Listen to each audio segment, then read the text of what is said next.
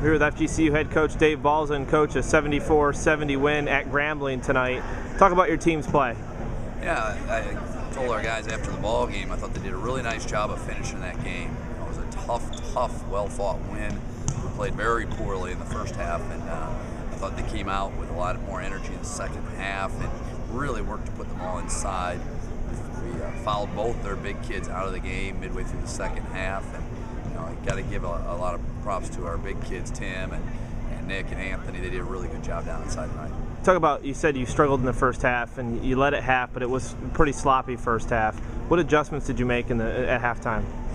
I said the first adjustment we made was telling the guys to stop turning it over, but other than that, the biggest adjustment we made was defensively. We packed it back a little bit more, even though it wasn't necessarily our defense. I think that it was giving us problems, but we weren't creating the turnovers. Believe it or not, we created a few more turnovers in the second half, playing a little tighter, a little more packed in. And then the biggest adjustment we made was just calling everything to run the ball down inside. And between our transition and our post play, we were able to score 49 in that second half. Senior Reed Baker, 23 points, most of them, 15 of them in the second half. He just looks really confident down the stretch, and he looks for the ball, and he's looking to go to the free throw line to seal the game. Just talk about his improvement over the last two games.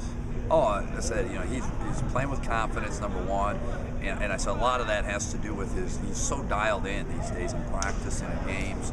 He's working really hard on the defensive end. He huddles our guys. I said, he comes out at one point in the game, and we go to the free throw line, nobody huddles. And I said, that's because Reed is really good at doing that, leading down there with this young team.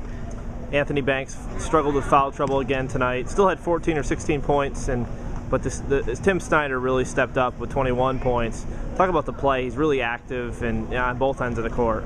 Yeah, I mean, Tim is the heart and soul of our defense back there. He takes charges. He and Anthony both took a ton of charges tonight.